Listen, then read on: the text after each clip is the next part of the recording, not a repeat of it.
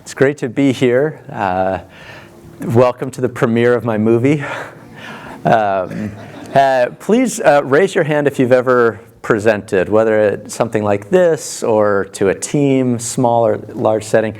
Now, keep your hand up if you have presented at lunchtime.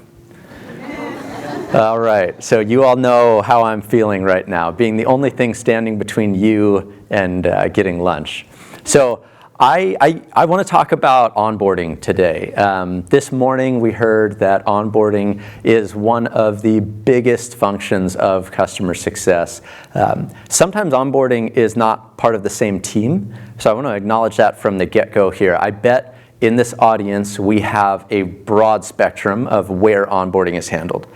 Some of you may say, yeah, our CSM does onboarding. Some of you may say, I don't even know the people that do onboarding, but someone does it, and then our CSM starts working with the customer, and everywhere in between. I just want to talk about how onboarding makes such a big difference for long-term customer success.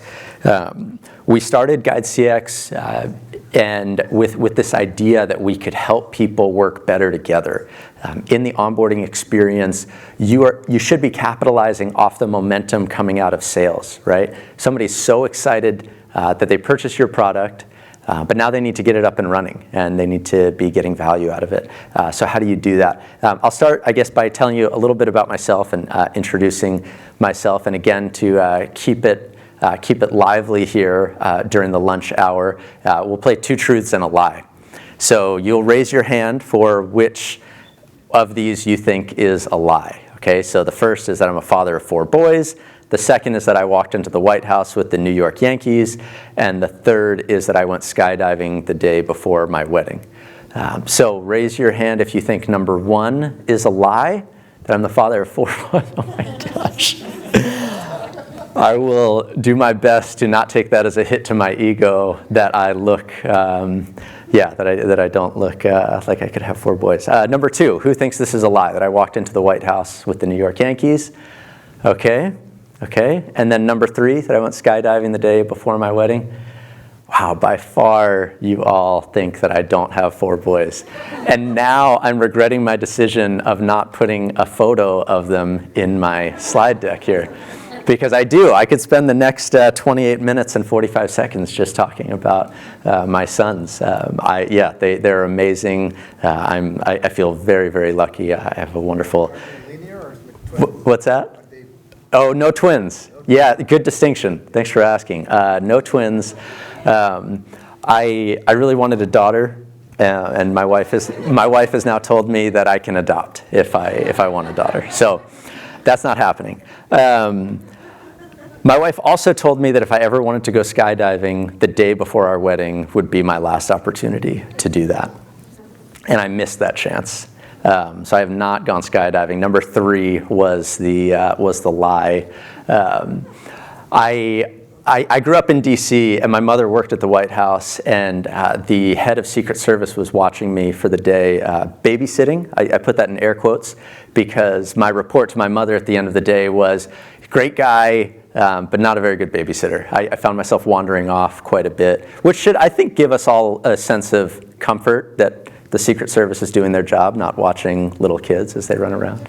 But I found myself there when the New York Yankees had won the World Series and they were coming to celebrate, and I, just sidled on over and ended up walking up the steps with them. But growing up in Washington, I really wanted to help people. I was one of those kids. Without getting too personal, I had been dealt a very good hand and a very bad hand in life simultaneously. And if that is you know that you recognize really fast the importance of being dealt a good hand. And so I wanted to help people, and I spent some time at the State Department and some time at the Department of Justice, and grew very frustrated with the pace of progress there. And governments can't fail like businesses can, so it makes sense that government moves slowly, though probably much slower than all of us would like. But I found myself redirecting those passions into software. Software is like the exact opposite. And you all are here because of that magic of software. You can build something and boom, people are using it and you're getting feedback on it, whether or not you're helping them.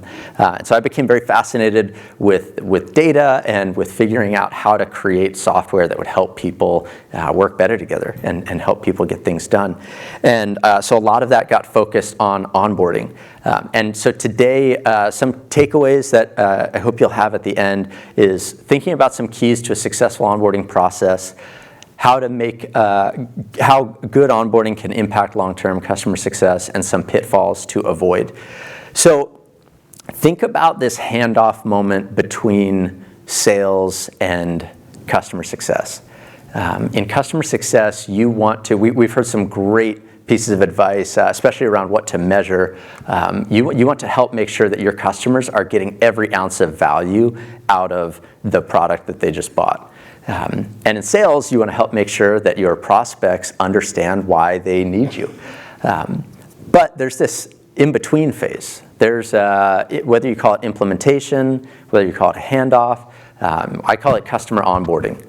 And this is a critical phase between the joy of purchasing a new product and then the reality that sets in of what you have to do to get that new product up and running. And this can go one of two ways. This can be an experience that people remember for the rest of their career as like, wow, that was a really great experience. Or it can be an experience that turns into an escalation and somebody calling maybe the salesperson and saying, hey, we bought this software. I'm not even using it. Please do not raise your hands, but internally raise your hands if you've ever had that conversation. If a customer's ever come to you and said, hey, we're still not even up and running on this. More and more research is coming out that those renewals are won within the first 30 to 90 days. And we got to think of this onboarding as the spark when lighting a fire. SaaS really depends on a bonfire. You need your customers to be with you for a long time. I know there are some non-SaaS companies here, but it's a similar concept, right? You can't just have, so Stripe asked a question a little bit ago, but you can't just have a few transactions go through and then be done. You rely on this kind of freight train, this locomotive building up. And if you've ever seen a bonfire that was a little bit too big, made you a little bit uncomfortable, it's pretty remarkable to think that that whole thing started with a spark, with whether it was a match or some kindling, but eventually that builds and builds and builds. But without that spark, you'll never have the fire that you need. So we've got keys to a successful onboarding process here. 5 keys. The 5th is a bit of an Easter egg for you to find. Again, trying to keep it lively as we go into our lunch hour here. But we'll talk about leveling up your customer experience, automating communication, forecasting risks, measuring efficiency.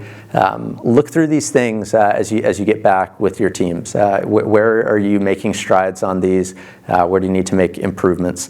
And an analogy I'd love to give is, let's say I came to you and I said, hey, you've got somebody who's very thirsty outside. And you've got 2 options. You can either give them a fire hose, or fire hydrant, or a drinking fountain. There's not one person in here who would give them the fire hydrant unless you knew them personally and felt that that's what they deserved. Everyone in here understands intuitively that the best way for someone to drink is with a water fountain. But you look at this guy over on, I guess, your left here. He's very wet, but he has not had enough to drink.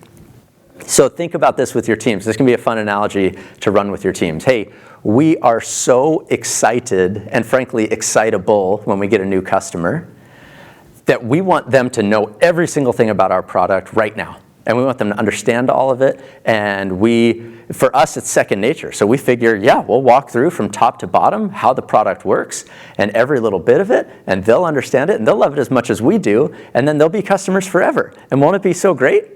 And this customer is just barely catching their breath and saying, well, yeah, I'm thrilled that I got through the budget approval process here and we are ready to get to work. But now I need an understanding of exactly what you need from me. And frankly, maybe I'm passing this off to my team. and my team is going to take over here. So please, dig deep to put yourself in that customer's shoes. What do they need?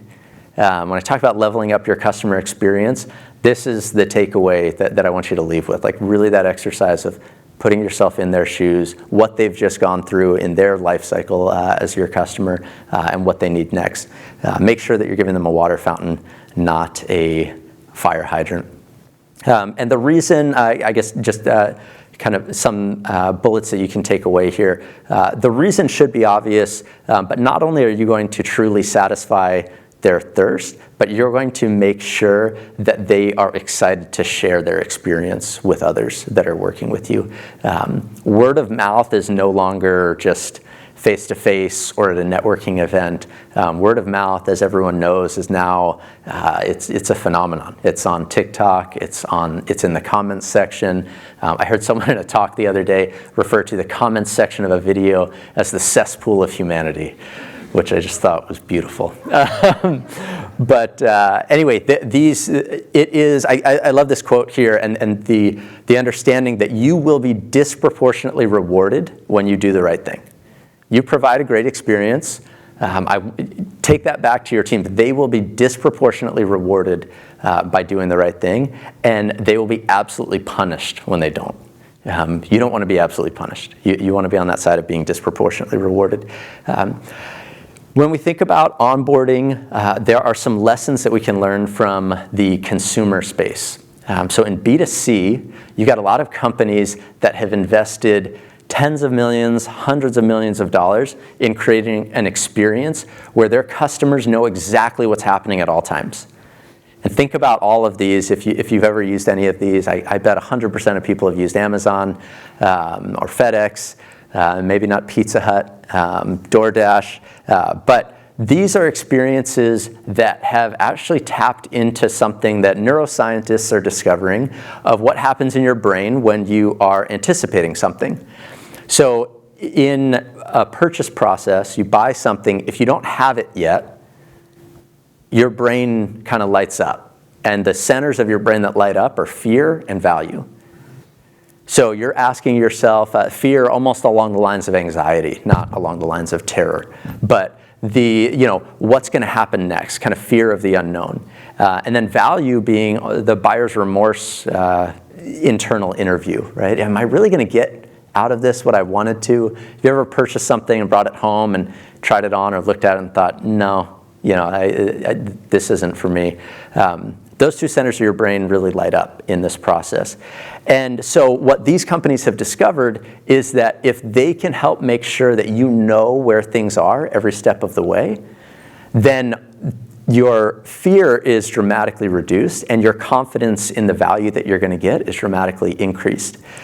So something to take home, to take back to your teams and your companies, is to look through your entire onboarding process and all the touch points you have with a customer and ask yourself, where are we reducing fear and where are we reinforcing value?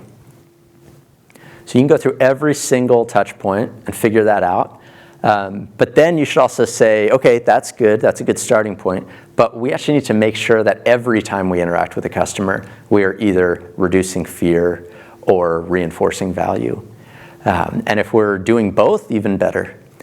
These companies do a phenomenal job. The founder of FedEx actually said back in the early 70s, he said one day the information about the package will be just as important about the package itself, which is fascinating to me, that kind of level of foresight. But it's true. Now, when I get an alert that my package is late, I don't panic. I know, okay, it'll be here later. So these companies, they automate communication very well. They make sure that everyone knows what's happening. I think we've heard it a few times already this morning, the idea of meeting people where they are. Make sure that you find ways to automate out what's going to happen next. So reduce the risk for communication gaps by making sure that you have a playbook in place or a system that can automate out who needs to do what and when. And then being able to understand, hey, having these things come to you in the way that you prefer hopefully helps mitigate and manage those risk factors before they become a problem. And ultimately, this will help things move along a lot faster. Automating communication also helps people not panic. When you are trying to help make sure that people know what's coming next, they'll be in a much better state to focus on just what you've given them. Going back to the fire hydrant analogy, make sure that you're not overwhelming them, but that they're just getting what they need. So sometimes when I talk about automating communication, people go, oh yeah, well, every time we have a kickoff call, we send over a spreadsheet with 43 line items, and then we send 12 attachments, and we make sure the customer knows everything. We actually have that all automated out of our CRM. And I say, oh, great. Well, I think your customers may panic, or what may happen is they may just feel overwhelmed. They may, like that gentleman who was getting soaked by the fire hydrant, but not getting anything to drink. So then the other part of automating communication is forecasting risks. So this is one of those obvious truths that maybe just doesn't get talked about a lot. Your onboardings are not going to go perfectly every time. There's something's going to happen. The customer's going to forget something. Your team's going to forget something. The wrong person was going to get copied on an email. Something will happen. But if you can forecast risks, if you can be clear about what risks you see coming, then you can get some engagement from your customer as they understand that you have their best interests at heart. A perfect experience is not what they should expect, but they should expect one with people who care and people who are working to do everything they can. So make sure that you are forecasting these risks, that you're helping people understand, here's what's coming, here's where we think are potential pitfalls, and we're going to talk about data and measurements in a second, but even better if you can bolster their confidence by saying, hey, these are the things that we often see across our customer base as risks. And so help them understand that. John Doerr, who wrote, has anyone read Measure What Matters? A lot of you have, great. So John Doerr, for those who don't know, kind of evangelized the OKR methodology. Came from Andy Grove at Intel, but John Doerr helped get that out to Google and then to so many more. And he has a book called Measure What Matters. I recommend it if you haven't had a chance to read it yet. But he talks about how transparency seeds collaboration. Let people see what's going on and what's coming, and you will get their engagement.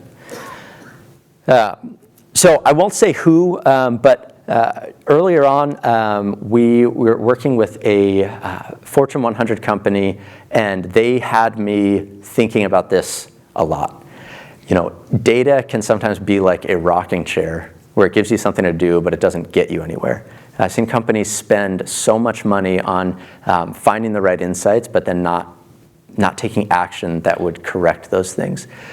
So ask yourself this, as you get back and you're meeting with your teams with all the things that you're measuring. And actually, yeah, great segue from the presentation we just had.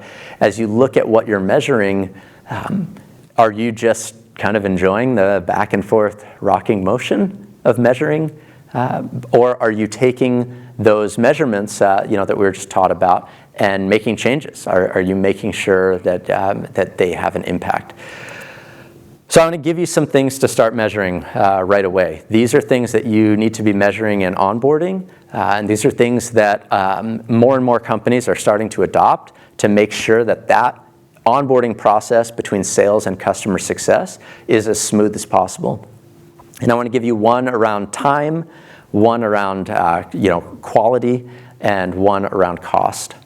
So the time measurement you should be measuring, hopefully is no surprise, but it is how long does your onboarding take? Every salesperson gets asked this question. Right before pen hits paper or thumb taps DocuSign, every salesperson gets asked by the prospect, and by the way, if they haven't already talked about it in great depth, it's what does onboarding look like? How long is that going to take? They need to know. And it's your job to make sure that you understand about how long it takes. And slice and dice this metric. You may be sitting there thinking, well, I couldn't give one answer for all of our products, but maybe I could for one. And maybe it varies a lot by customer size. Maybe one week you're working with a 100, 200, 300 person company, and the next week you're working with Visa. Those are not apples to apples. So slice and dice that, but make sure that you understand and you can give an answer to that question of how long is this going to take. Going back to the B2C kind of superheroes, they know how long it's going to take.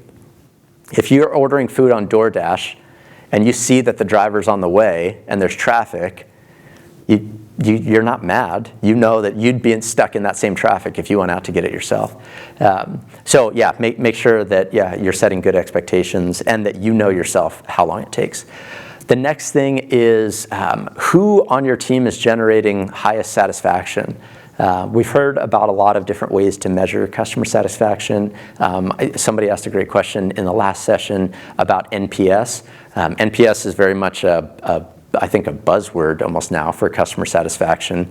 NPS is that very specific question that says how likely are you to recommend blank to a friend or colleague. But measure satisfaction in whatever variety of ways you feel does justice to your team and to your customers. You can do just generic customer satisfaction. Hey, how satisfied are you with the process? Product teams will look at things like customer effort score. How difficult was it for you to do X, Y, and Z, or how easy was it for you to do X, Y, and Z? You can do the same thing in onboarding. How easy was this process for you? This milestone, this task, this segment of your customer journey, how hard or how easy was this for you? And then start looking at who on the team is driving the most satisfaction. Ask yourself also to look internally, say, hey, the people that they're working with, are they also satisfied or showing high levels of satisfaction? And then the last one is around cost. Calculating cost internally. How much does it cost you to onboard a new customer? Take a look at that. This would be maybe that phase 2, phase 3 level metric with the fully loaded cost of your team members, and then the average time it takes you to onboard a customer. What's your cost looking like, and what are your efficiency metrics there? You'll be shocked at how many things stand out to you once you do that process of improvements that you can make. So then fifth and finally, this one is, are your customers asking you these questions? Are we there yet? When will we finish our onboarding? What's happening next? What's your team working on? If they're asking you questions like this, you want to go back to their needs, go back to the customer experience that you're providing. Abraham Maslow created that hierarchy of needs, right? It's studied in psychology classes if you ever took a psych class, or it's all over psych textbooks. And the idea is that there is a progressive set of needs that everyone has before they can feel fulfilled in their life. And it's basic things like all the way from food and shelter to feeling fulfilled in the work that you do. But to help kind of counteract these pitfalls, at GuideCX we created this hierarchy of needs in onboarding. And then I've got some questions on the side here that you can ask yourselves and that you can ask your teams. But the goal here is to help you build a foundation in your onboarding experience that leads a customer to renewing year after year after year, or leads their usage to grow and grow and grow and become that bonfire. So making sure that you provide confidence in what you do. If you're ever on an airplane and the pilot opens the door and looks back and says, "Where are we going again?" It's a bad sign, right? You want to follow somebody who's confident. You want to follow somebody who understands where to go and they've been there. Don't badmouth your process or your teams. Don't allow yourself to, hey, it's been a long day. Sorry, I was just on a back-to-back. I just had this appointment thrown on my calendar. Don't do that. Not because it's not true, but just because it degrades confidence. You want the people who are going on this journey with you to feel well guided, to feel like they're being led by somebody who is confident. And a lot of how you can do that is by building up what you do ahead of time. Make sure that they get a good sense of how well prepared you are. Once you've established confidence, then you can be collaborative. If I'm following you and I know that you have been there and done that, then I'm excited, and then you invite me to collaborate with you, I'm excited. I know you're going to show me the way, you're going to help me get done every single thing that I need to get done. Once that's in place, then start being more transparent. Like that John Dewar quote, transparency will lead to more and more collaboration. So make sure that people know what's happening, what benefit does it provide them when they do these things, what steps come next. Especially in onboarding, somebody is thirsty for value. Going back to that fire hydrant water fountain analogy. Somebody's coming to you thirsty for you to solve a problem for them. Well, make sure that they see a clear thread from that thirst to what you're doing with them right now and how it's helping to unlock, that business value that they're trying to get. Once that is in place, then they will be much more apt to follow you on that path to value. Please be careful in the onboarding space of the concept of go live. Go live should be celebrated. It should be exciting when a customer is up and running. But if your teams are under pressure to just get people through a process, the overall experience will suffer dramatically. Make sure that people are getting value, that you're driving them to value, not necessarily just simply go live. And make sure that they know what value looks like to them. And then the last thing on that pyramid is human guidance. One of the biggest things I feel like we run into in the B2B space is forgetting that we are working with people. In the consumer space, they have no choice. They know that they're working with people. But in B2B, if I ask you who your customers are, you're going to tell me the names of the companies. And I would do the same thing. But remember that you're working with Sasha at that company, you're working with Jim at this company, you're working with people, and for them to be able to know you will build that trust and will help take you from just a great onboarding experience to a relationship that lasts and lasts and lasts. So I'm seeing more and more things on LinkedIn like this, that first 30 to 90 days leads to so much of the overall impression people have when then they're making their decision on day 245 or 360 as they're getting ready to renew their contract. I am confident that if you invest in a great spark at the beginning of your bonfire, that you'll see great long-term success with your customers. I love this quote, our lives are measured in moments, and defining moments are the ones that endure in our memories. So make that onboarding experience a defining moment.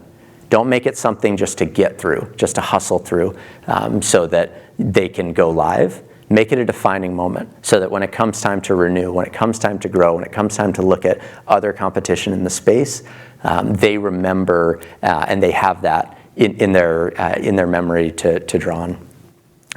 So this is the last thing that I wanted to put up just so that you can snap a photo of it. We talked through all the points on this pyramid throughout, but you can go home. The difference on this slide is that assessment.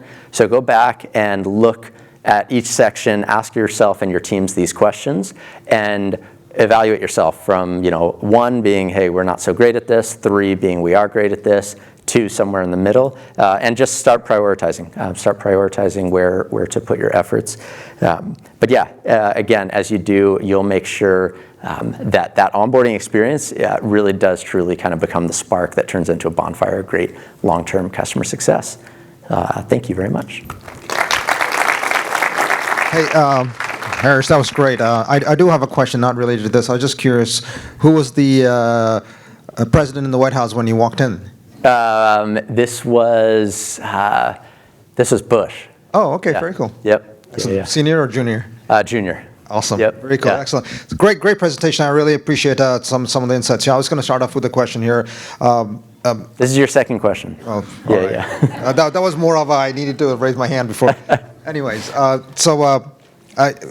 of the things that invoked a little bit of thought here is I live in a part of the country where hurricanes and floods are very destructive. Yeah. And I've been getting emails from my primary homeowner's insurance saying, hey, weather's bad, you'll lose a few shingles, maybe a roof get blown off or a tree falls through, don't worry about it, I got your back, right? Okay. And it kind of invoked that thing where you talked about bringing clarity and transparency of what could happen. Could you use an example of, in the process, when the outcome is not a good one, because of the data or the conversations leading, what is a CSM to invoke in the context of this? For example, package, I have happened to me a lot of times, package is lost. Yep. Amazon's telling me it's lost. Yep. They're also telling me they're going to give me the money back, but it's still interruption. Yeah, thanks for asking that. One thing that I want to emphasize, and hopefully I'm preaching to the choir here, but if you don't know this, please internalize it. You will not ruin a relationship based solely on what has happened, but it will be based on how you handle it. There are going to be mistakes all over the place. A hurricane's going to come through that was out of your control, or a package is going to get lost that's in your control, just using kind of analogies for what we do in software. So my answer would be, people want to, kind of back to that confidence, that the base layer of the onboarding needs or customer needs. People want to know that they're working with someone who knows the way and knows the way forward. So I would hope that the CSM would send an email or hop on a call and explain what has happened, and not just leave it at that. And they would go the extra mile to say, this is the plan we have in place. This is what's coming next. This is how we're going to make it right, or this is how we're going to adjust. I'd also say be careful about over-apologizing. I think CSMs may often find themselves in a trap of over-apologizing. If there is something to apologize for, apologize and be frank about it. But if not, just please remember to build that confidence. Help people understand that you're going to take them on the right path. Very cool. More questions for Harris? All right, there's a couple up there. Harris, what's the latest and greatest on charging for onboarding? Sorry, what did you say? In charging for onboarding? Yes. Oh, it should cost so much money. No, I think it depends a lot on your business model. It'd be tough for me to give a blanket answer for everyone here. But I will say that when someone pays for something, they value it. When someone doesn't pay for something, they don't value it. So my answer is not, don't take my answer as going back to your leadership teams and saying we have to charge for onboarding right away. But I'm saying you should know how much your onboarding costs. That was one of the bullets there, right? Figure out how much it costs you to onboard someone. And then you need to have a good conversation with, we heard on a panel earlier this morning that the CS leadership should have a close relationship with the CFO. You should be having conversations and brainstorming internally about the cost of onboarding compared to the revenue that is being driven. And if it makes sense to apply a setup fee or a consulting fee as part of that, then maybe that's a good path to go. But look through the business model. People don't value what they don't pay for. Hi, Harris. Great presentation. Thank you. You mentioned earlier about setting milestones and making sure you're clear with the customer on how long it will take to onboard. Yeah. Sometimes there's going to be blockers to those milestones or the goals, whether that's internal with the customer or things with the product. What are your best practices that you can share on navigating changes to those timelines with the customer? Oh, man. Yeah. I would go to transparency. It's a really good question. I think often we don't know, you almost kind of beat around the bush about the risk that you see coming. In Guide CX, I guess just kind of from the software side, you have this power to kind of automate out what has happened and what's coming next. So I would just do work internally to figure out, hey, how can we make sure that the customer knows the impact of action or inaction here? So if you know how long this process should take, then you can get on a call and say, hey, we've got this task ahead of us. This should take you about 2 to 3 days. If it does, then we will be right on schedule to X, Y, and Z. But without threatening, best practice would be make sure that they understand clearly, if we don't get this done in the next 2 or 3 days, that will push out our X timeline by another however long. Maybe 2 to 3 days. And then I would just go back to that kind of value-driven part of the pyramid. Like, don't just threaten with timelines being pushed out, but help them see the value, help them feel like kind of the hero of their story. Like, hey, if you do this, you'll be closer and closer to realizing that value that you were thirsty for when you signed up with us. Thank you. Yeah, go ahead. So you mentioned paying for services that customers see value, and what is your perspective on paying for a CSM versus having CSMs?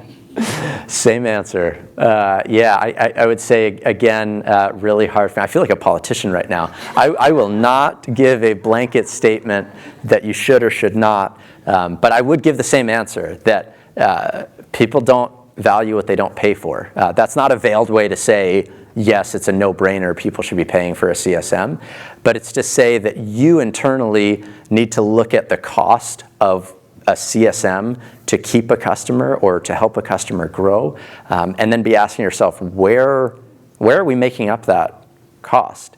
Is it in the expansion and the growth? Maybe it is, and maybe you're getting exactly what you need out of it. Is it in the license cost?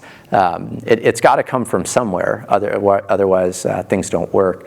And then I would say, if you are going down the path of charging for a CSM, think about different models. Think about helping people feel comfortable even with their long-term service, even if they're not paying, versus what they will get if they do pay, and what the difference in that is.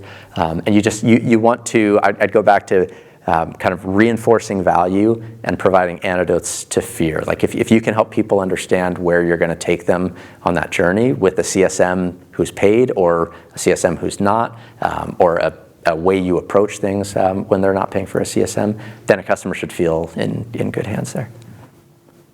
Yeah, thank you. Any more questions for Harris? Excellent.